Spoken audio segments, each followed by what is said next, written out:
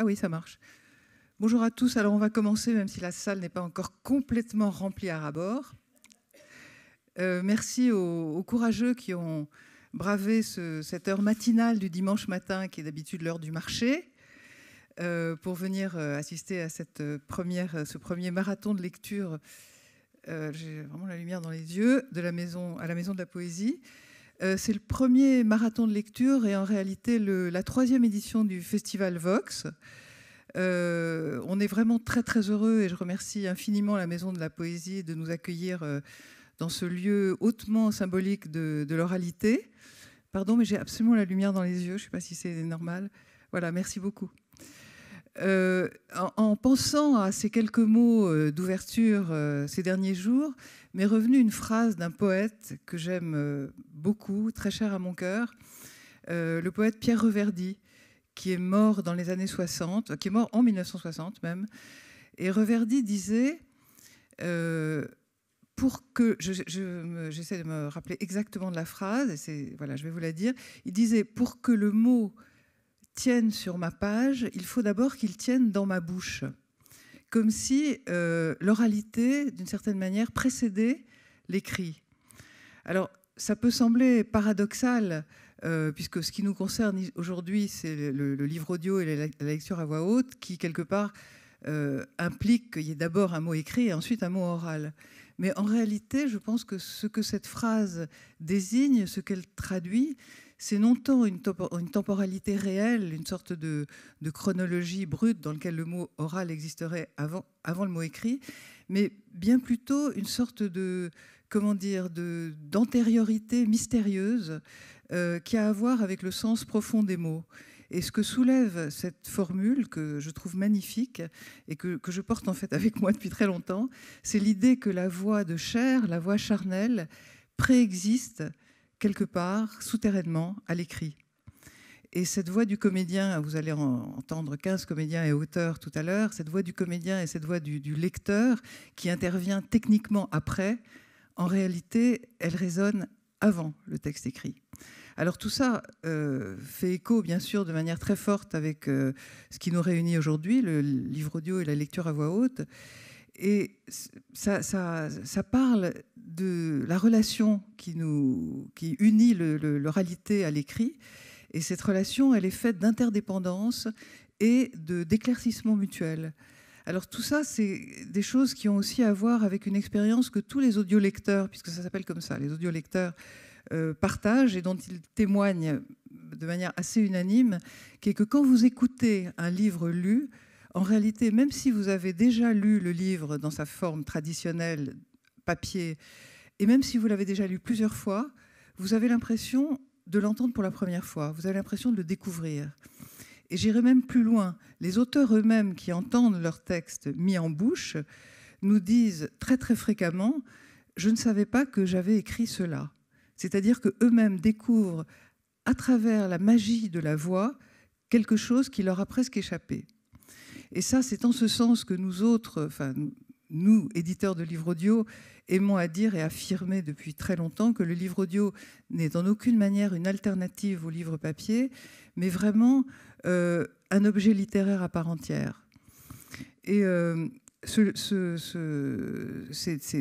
dans ce sens que nous avons créé et développé cette nouvelle manière de lire, enfin qui n'est plus si nouvelle, mais qui a maintenant une vingtaine d'années, un peu plus pour certains éditeurs, un peu moins pour d'autres. En tout cas, en France, c'est né au début des années 2000, contrairement à certains de nos voisins, notamment les anglo-saxons, les Allemands et les pays du Nord, chez qui ça existe. Pardon, il faut que je boive. Pardon. Chez qui le livre audio existait depuis très longtemps. Ça a commencé donc lentement chez nous, sans doute pour des raisons culturelles assez difficiles à cerner. Rapport des Français au livre, qui est quand même un peu particulier. En tout cas, ça a littéralement explosé avec la généralisation des outils numériques, la démocratisation des outils dématérialisés, la généralisation des pratiques nomades, donc au milieu des années 2015. Et récemment, l'expérience de retour aux sources que nous avons vécue en 2020 avec le premier confinement, a véritablement confirmé le rôle puissant de la voix humaine dans des moments de vérité ou des moments peut-être un peu difficiles, un peu tendus. Et le livre audio explose littéralement donc, depuis 2 ans. Il fait vraiment aujourd'hui partie, enfin il est au cœur de toute la chaîne du livre. Il a ses événements, il a ses lectures publiques, il a ses prix dédiés, il a ses festivals, ses salons.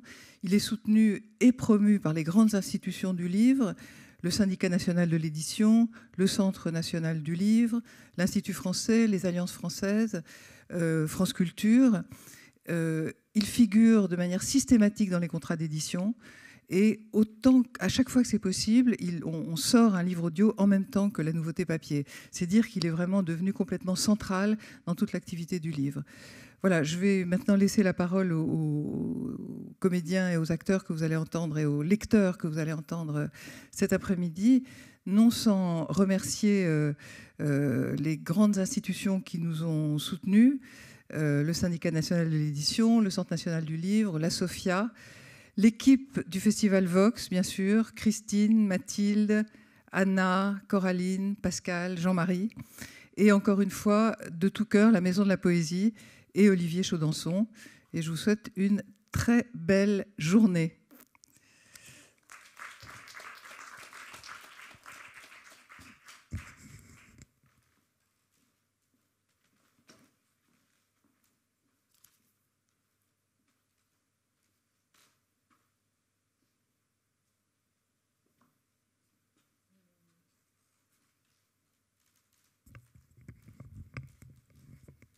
Lisa, est-ce que ton autrice est... Tu viens prendre la suite? Je laisse la parole à Lisa Faja, directrice des éditions Lidzi.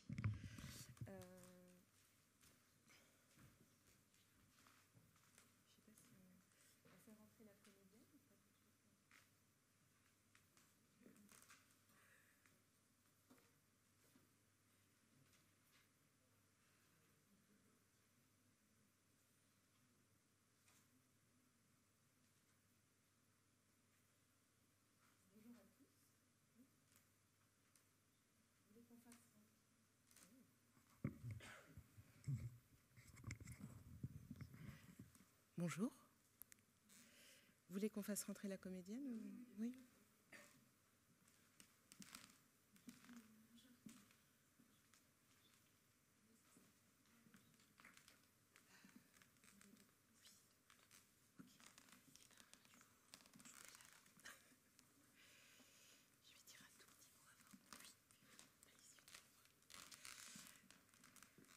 C'est un honneur et un plaisir d'être avec vous aujourd'hui pour inaugurer ce marathon. Vous allez écouter un extrait de Cœur du Sahel de Djaïli Amadou Amal, lu par Klaïna Clavaron. Il y a 2 ans, nous avons enregistré Les Impatientes, précédent roman de l'autrice, qui a reçu le prix Goncourt des lycéens et dont le livre audio vient de recevoir le prix France Culture Lire dans le noir. C'est une fierté que Djaïli Amadou Amal et son éditrice Emmanuelle Colas nous renouvellent leur confiance pour ce roman. Faïdé sort à peine de l'adolescence et veut quitter son village pour travailler à Maroua, grande métropole au nord du Cameroun. Elle laisse derrière elle sa mère et ses frères et espère que son travail de domestique permettra de subvenir à leurs besoins. À Maroua, elle est engagée dans une concession, une grande propriété dans laquelle vivent un homme et ses différentes femmes, ainsi que leurs enfants. Elle y est corvéable à merci pour un salaire de misère. Mais dans cette vie de labeur, elle peut heureusement compter sur ses amis, avec qui elle partage un appartement, pour profiter des quelques plaisirs qu'offre la vie citadine et trouver un peu de réconfort. Mais 2 événements vont faire basculer son quotidien. L'arrivée de Boko Haram dans la région et la rencontre de Boucar, un jeune notable dont elle va tomber follement amoureuse.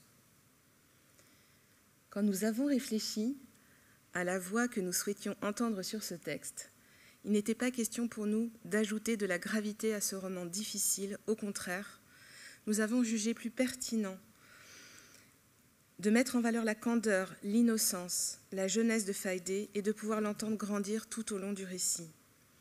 La fraîcheur, la sensibilité, la spontanéité et bien sûr le talent de Klaina Clavaron, jeune pensionnaire de la Comédie Française depuis 2021, nous ont convaincus. C'est son premier livre audio, un grand bravo. Elle a eu la chance de travailler sous la direction attentive et bienveillante de Catherine Lagarde et Alice Lestrade au studio Novaspot, que je remercie ici.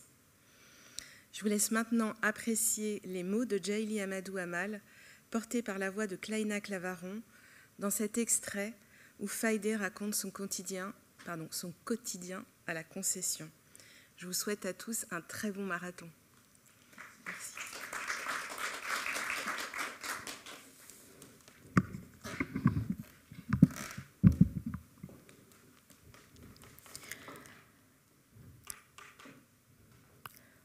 Balayer la cour, faire la vaisselle, le ménage, aider à faire la cuisine, la lessive des enfants, le rangement, bref, tous les petits travaux de la maison, énumère d'un ton austère la femme plantureuse pendant que ses doigts potelés égrènent un chapelet de verroterie brillante. J'espère que tu sais faire tout ça. Oui, bien sûr, Tantine. Elle va se débrouiller et ce qu'elle ne sait pas faire, elle l'apprendra vite, s'exclame Srafata d'un air faussement enjoué. Elle n'a pas de langue pour répondre elle-même? Oui, Tantine, je saurais faire tout ça, répond timidement Faïdé. Les deux filles sont assises à même le sable, dans le hangar, le portique sous lequel on reçoit les invités et qui se trouve au centre de la partie de la concession réservée aux femmes. Malgré tout ce que ses amis lui ont raconté sur la vie en ville et sur son futur emploi de domestique, Faïdé ne se sent guère rassurée face à cette dame assise sur un grand tapis et qui semble à elle seule emplir tout le hangar tant elle est obèse. La femme pousse un soupir, puis un rictus qui pourrait passer pour un sourire au moment où une autre femme, un enfant dans les bras, sort de l'appartement d'en face. Autant la première est grosse, autant la seconde semble maigre et maladive. Sans prêter attention aux deux jeunes filles, elle salue du bout des lèvres la première épouse et s'installe sur le tapis. Faïdé a tout de suite deviné que les deux femmes sont des coépouses. Srafata lui a parlé d'elle. Elle connaît toute la maisonnée et, de surcroît, informée des secrets les plus intimes des propriétaires de toutes les concessions du quartier. Aussi a-t-elle déjà mis son amie au courant de tout ce qu'il faut savoir sur cette famille chez laquelle, avec un peu de chance, Faïdé va trouver une place. Srafata sait que la domestique précédente ne reviendra pas. C'est pourquoi elle s'est empressée de proposer son amie pour la remplacer. Srafata, je sais que tu travailles chez Hadja Maïramou depuis un moment et qu'elle semble contente de toi. Je veux bien faire l'essai avec elle. Tu la connais, n'est-ce pas? Oui, Tantine, elle est ma cousine. Oui, bien sûr. Comme d'habitude, toutes les filles de votre village sont des cousines ou des sœurs. Même celles que vous rencontrez pour la première fois à Maroua. Mais elle, c'est vraiment ma cousine. Nos mères sont sœurs. La première épouse scrute attentivement Faïdé avant de dire d'un air perplexe. C'est étonnant, mais son visage me dit quelque chose. J'ai l'impression de connaître cette fille. Srafata, tu dis qu'elle vient d'arriver? Oui, Tantine, c'est ma cousine, mais elle n'est jamais venue à Maroua. Peut-être qu'elle ressemble à une sœur ou à une cousine qui est ici. Toutes les domestiques se ressemblent. Elles ne volent pas, j'espère, lance la maigrichonne d'un air méprisant. Je ne supporte pas les domestiques qui ont la main longue. Non, bien sûr que je ne vole pas, Tantine, réplique Faïdé, irritée par les jugements qui pèsent déjà sur elle. Les deux épouses se consultent brièvement du regard, réexaminent attentivement la jeune fille et finissent par hocher la tête. Tu peux commencer demain, très tôt, et fais attention à toi. On ne veut pas de désordre dans cette maison. Surtout, prends une douche, tresse bien tes cheveux. Tu dois être propre, ajoute la première épouse, en plissant le nez comme pour exprimer sa répugnance devant une odeur corporelle qu'elle ne supporterait pas. Bien sûr, Tantine, acquiesce Faïdé avec un léger sourire qui cache mal la gêne montant en elle. Elle a beau avoir été avertie de ce qui l'attendait, elle ne se sent pas moins désarçonnée. Elle a pourtant pris particulièrement soin d'elle pour cette entrevue. Le matin, elle s'est minutieusement lavée avec du savon. Elle a détaché et refait ses nattes et, pour ses débuts en ville, chacune de ses camarades lui a offert un pagne. Celui qu'elle porte aujourd'hui est certes un peu délavé, mais il est propre. « Tu n'as pas de poux, j'espère », reprend la seconde épouse. « Je ne voudrais surtout pas que tu les refiles à mes enfants. »« Non, tantine. »« Ce sera 8 000 francs par mois, » déclare autoritaire la première épouse. Avec un sourire, Srafata réagit d'une voix douce. « Tantine, il faut ajouter quelque chose. C'est beaucoup de travail. »« Si tu trouves que c'est peu, alors allez chercher ailleurs. C'est 8 000 francs. On a toujours payé nos bonnes 8 000 francs. Et même chez d'autres, c'est 6 000. Vous pensez qu'il y a de l'argent à distribuer aussi facilement? C'est à prendre ou à laisser. Tu es d'accord ou pas? » Peu rassurée, Faïdé jette un coup d'œil à Srafata qui se contente d'acquiescer. « Bien sûr, tantine. Elle va travailler. Je sais que si vous êtes contente, vous l'augmenterez un peu. »« On verra, » reprend la première épouse en agitant les mains comme pour se débarrasser d'une promesse qu'on voudrait lui soutirer et qu'elle n'est pas prête à lâcher. « Et où elle dort, au fait? »« Avec moi, tantine. »« Où? »« À la maison d'Al-Hadji Bakari, celle qui se trouve au dernier carrefour. »« Ah oui, bien sûr. La maison de mon frère gérée par Ibrahima. »« Tu t'appelles comment ?» demande la deuxième épouse, tout en s'appuyant sur un coude et en s'étirant comme une chatte avant d'étendre ses pieds, dont la plante est noircie au henné, puis elle couche son enfant près d'elle et le recouvre de son deuxième pagne. « Faïdé, » répond Faïdé. « Faïdé? C'est quoi ce nom bizarre? Donc ta mère t'a trouvé, comme ça, par hasard, comme une pièce de monnaie par terre ?» s'étonne-t-elle en éclatant d'un rire moqueur.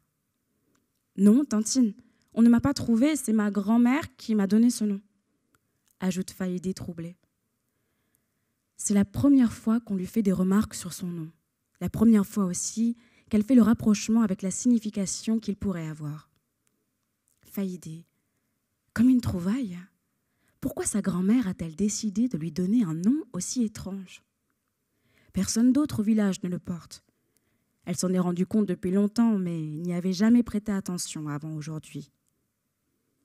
Peut-être y a-t-il une explication, comme semble insinuer cette femme? C'est un nom du village, elle s'appelle aussi Marie pour l'église et Fanta, ajoute Srafata en improvisant un prénom plus facile à retenir pour ces gens de la ville qui méprisent tout ce qui leur paraît différent. Fanta, c'est surtout le prénom que portait une ex-coépouse répudiée récemment. Il peut donc être l'occasion de se moquer de celle qui ne vaut pas mieux que leur domestique. Les jeunes filles désireuses de devenir domestiques se choisissent souvent un prénom courant, familier pour les citadins. Dans le cas où il estime que leur nom d'origine est compliqué à retenir ou trop barbare, le patron n'hésite pas à les renommer à sa guise. Aussi, est-ce devenu une règle de se choisir soi-même un nom qu'on garde tant que l'on travaille en ville.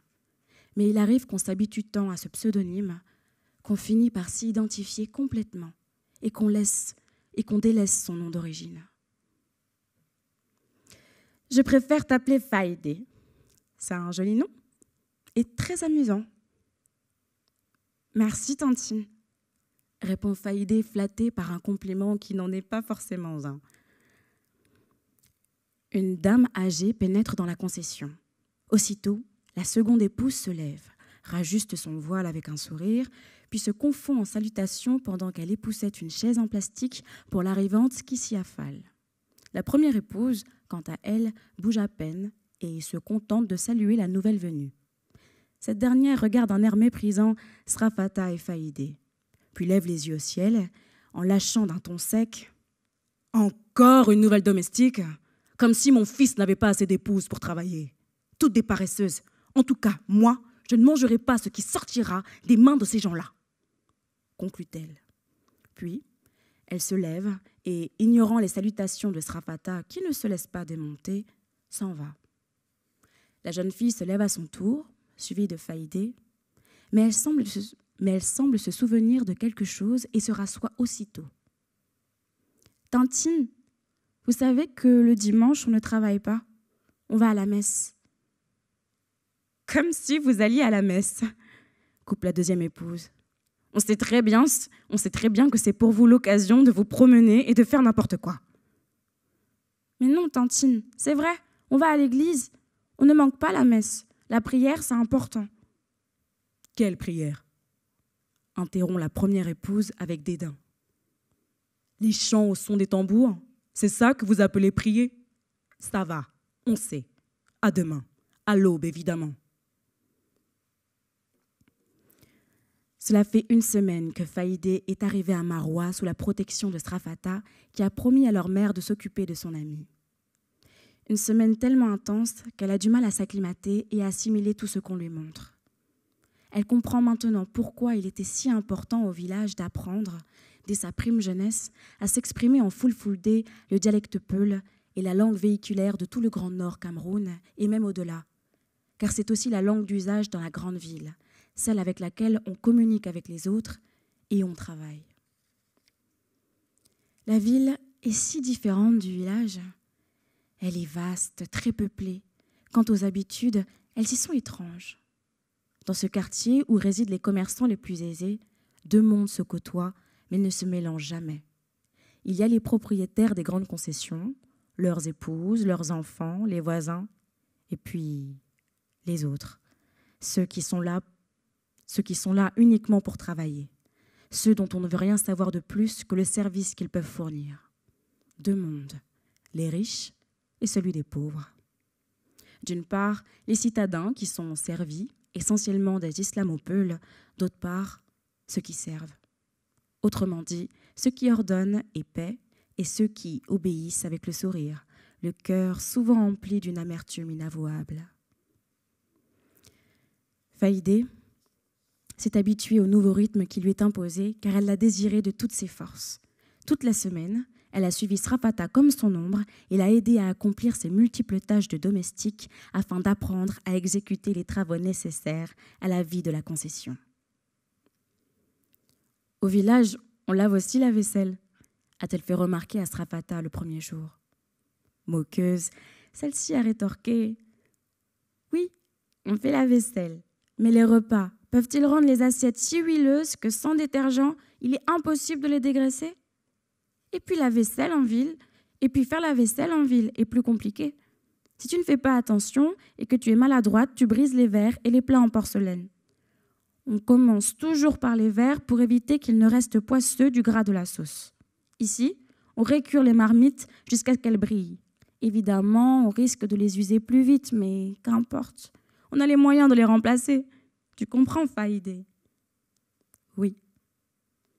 En ville, on ne balaye pas de la même manière. On ne se contente pas, comme au village, de repousser les feuilles mortes et de les entasser dans un coin. Non. Il faut passer et repasser le balai, se courber toujours plus pour niveler parfaitement le sable, le faire avec grâce et délicatesse pour ne pas laisser d'empreintes, de gauche à droite, puis de droite à gauche. Sinon, les gros grains se retrouvent d'un seul côté, laissant place aux plus fins qui ne sont que poussière. Mais le sable finira toujours par se creuser sous l'empreinte des pas, s'exclame Faïdé. Oui, mais si cela arrive, tu dois recommencer. Sinon, tout ton travail sera inutile. On dira simplement que tu n'as pas balayé. Parfaitement étaler le sable, Faïdé. Souviens-toi, aucune empreinte. Et puis, en ville, on ne nettoie pas de la même manière qu'au village. On lave les sols carrelés au cimenté. On cure les toilettes. En ville, on fait tellement de choses qui peuvent sembler absurdes quand on ne les connaît pas. Faïdé est à la fois éblouie par le confort et le luxe qu'elle découvre et effrayée à l'idée de ne pas faire les choses correctement. Elle paraît si gauche comparée à Srafata qui exécute ses tâches avec une dextérité étonnante. Elle a à peine lavé 3 plats que Srafata en a déjà nettoyé 10. Ce que tu dois surtout savoir, Faïdé, c'est qu'une bonne a toujours bon caractère. Elle ne réplique jamais quand on la gronde. Elle garde toujours le sourire et n'est jamais fatiguée. Quand il y a un problème, c'est à elle de s'excuser, répète chaque soir Srafata pendant les veillées où les filles du village, qui travaillent toutes dans le même quartier, se réunissent. Oui, Faïdé, reprend Dana. Ils ont toujours raison et tu as toujours tort. Même dans un conflit avec un enfant, la fautive, c'est toi. Tu dois d'ores et déjà comprendre que celle qui s'excuse, c'est toi et uniquement toi. Tu ne dois donc pas être susceptible, ferme ton cœur et surtout tes oreilles. Même les plus jeunes t'insulteront, mais toi, tu sais pourquoi tu es là. Pense juste à ton salaire et à tout ce que tu feras avec. Quand l'envie te prendra de répondre à ce qui te semble une injustice, pense à ceux que tu as laissés derrière toi. Pense aussi aux moqueries qui surgiront si tu rentres bredouille parce que tu auras été la seule à n'avoir pas eu assez de caractère pour vivre et travailler en ville. Les règles de base sont simples. Et si tu ne veux pas avoir de problème, tu dois les assimiler dès à présent. Ouvre grand tes oreilles et écoute bien ce qu'on te dit, car on ne va pas le répéter. Ils sont les patrons et tu dois les respecter comme tels. Ne jamais t'asseoir à côté d'eux, même plutôt en retrait. S'ils sont sur un fauteuil, tu restes sur le tapis. S'ils sont sur une natte, tu t'installes sur le sable. Si tu remarques qu'ils ont des places préférées, même si c'est au pied d'un arbre, jamais ou grand jamais tu ne dois t'approcher de cette place-là. Sauf bien sûr pour la nettoyer. Baisse les yeux quand tu vois leurs hommes, qu'ils soient vieux ou plus jeunes. Évite-le, ne lui adresse jamais la parole. Si tu dois le saluer, c'est en te tenant loin et en t'inclinant. Il n'attend pas de réponse. D'ailleurs, tu n'as pas besoin de réponse. Tu n'es qu'une bonne, alors reste à ta place de bonne. Faïdé pousse un soupir. Comment retenir toutes ces choses et ne pas commettre d'impair? Tu trouveras ta place rapidement. On est toutes passées par là. Et puis, les règles ne sont pas si différentes au village. Tu vois comment tu te comportes face au roi? Voilà. Eh bien, ici, ils sont tous des rois, des reines et des princes. Ils ne sont pas tes amis, juste des connaissances. Même si tu penses qu'ils t'aiment bien, d'ailleurs, ils t'apprécieront uniquement en fonction du travail que tu accompliras. Uniquement pour ça. Souvent, des paroles mielleuses pour mieux t'asservir. Ne t'attache donc pas à eux. Ils ne sont pas de ta famille. Ils ne te considéreront jamais comme un des leurs, peu importe le temps que tu passeras avec eux. Tiens, tu les as déjà vus un jour dans notre village? Ils n'hésiteront pas à te jeter comme une malpropre à la première erreur. Tu as remarqué que tous ceux et toutes celles qui travaillent dans ce quartier sont de notre village. Méfie-toi. On a dû être vigilants tous ensemble pour ne pas se laisser envahir par d'autres. Ici, c'est notre zone.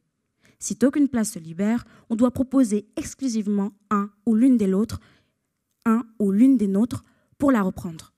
Ne jamais laisser un intrus s'en approcher.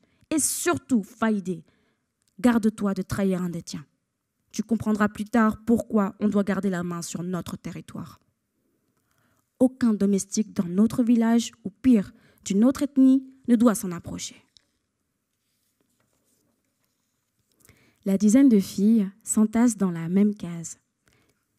Elles sont toutes du même village et, le matin venu, elles se dispersent vers les maisons dans lesquelles chacune est employée. Le soir, elles regagnent la case et discutent jusque tard dans la nuit, quand la fatigue de la journée terrasse enfin même les plus aguerries. Certaines, qui ont la chance d'appartenir aux concessions les plus riches, apportent des repas, les restes dont les patrons ne veulent pas, mais qui, pour elles, constituent un véritable festin. Faïdé a réussi à se trouver une place de domestique une semaine après son arrivée. Et de l'avis de ses camarades, c'est une bonne maison. Une bonne maison pour une domestique, explique Srafata, c'est tout simplement une maison où les maîtres ne grondent pas beaucoup, où il n'y a pas trop d'enfants, où il y a d'autres domestiques qui te permettent de ne pas être accablé de travail, où le mari a suffisamment d'argent pour qu'on ne risque pas des arriérés de salaire. C'est surtout une maison où l'on mange bien, coupe Dana en riant. S'il ne te donne pas suffisamment à manger, ça ne vaut pas la peine. Dans cette ville, on peut rapidement dépérir avec tout ce qu'on a à faire. C'est une maison où l'on n'est pas trop regardant sur les restes, sur l'utilisation du savon et surtout sur les courses, répond Srafata en s'esclaffant. Pour cela, on peut toujours dire que les maisons des commerçants sont les meilleures. Celles des fonctionnaires avec des femmes instruites sont moins généreuses. Et celles des sudistes, les Gadamayo, c'est la catastrophe. Ils payent peut-être plus, mais aucun autre à côté. Mieux vaut un petit salaire avec des opportunités. Les Gadamayo, ils sont regardants sur le savon ou même sur l'eau. Aucun gaspillage. C'est plus compliqué, ajoute Bintou avec un petit sourire dédaigneux. Elle semble maîtriser le sujet. Elle en a fait l'expérience l'année passée, quand elle était employée de fonctionnaire Gadamayo.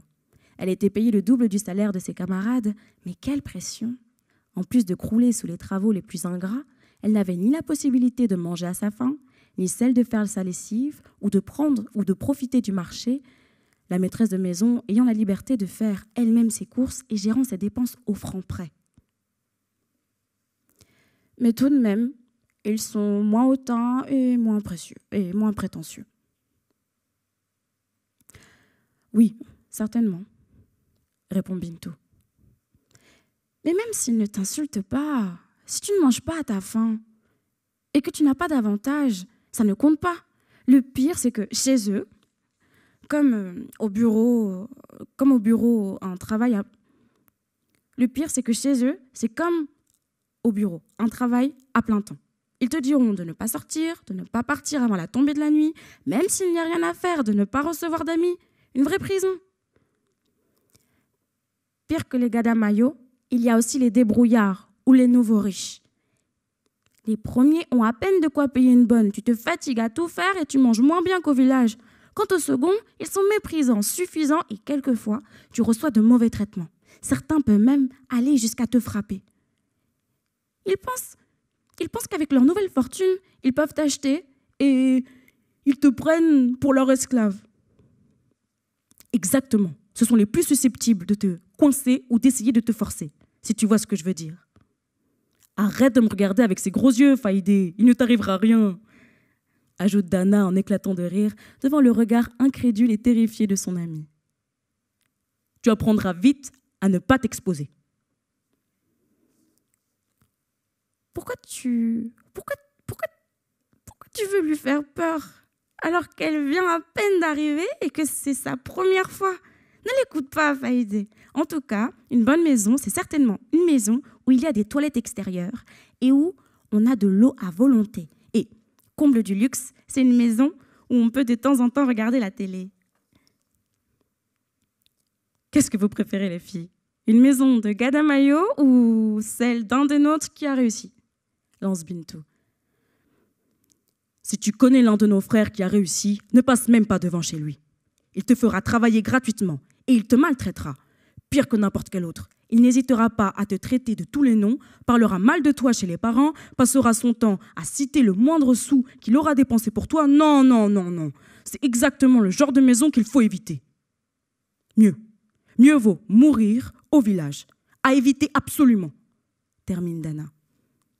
À éviter absolument, répète Srafata. J'ai vécu ça en débarquant chez un voisin de ma mère quand j'avais à peine 10 ans. Un instituteur qui avait promis de m'instruire. J'ai croulé tellement sous les travaux domestiques que je n'ai pas mis les pieds à l'école. À chaque période de vacances, il se plaignait à mes parents de mon ingratitude, de ma paresse, de mon mauvais comportement, de mes promenades. Après 3 ans de galère, j'ai fini par partir. Il ne sait même pas où je me trouve. Jamais, au grand jamais, je n'y remettrai les pieds. Pas plus chez lui que dans son quartier. Ça a suscité tellement de disputes familiales que ma mère m'en a voulu de créer la discorde entre son frère et elle. Tu as raison, Srafata. On ne peut pas travailler chez la famille, ni d'ailleurs chez des gens qui sont liés au village. Nous sommes là pour profiter le plus possible et pour économiser. Voilà, c'est ça. Bref, une bonne maison, c'est de préférence une maison où il y a des femmes âgées. Qu'est-ce qu'elles peuvent être chiantes, les vieilles, ajoute Bintou en riant aux éclats. Bintou, fait Srafata. Une maison avec des femmes âgées, c'est quand même préférable à une maison avec des jeunes filles.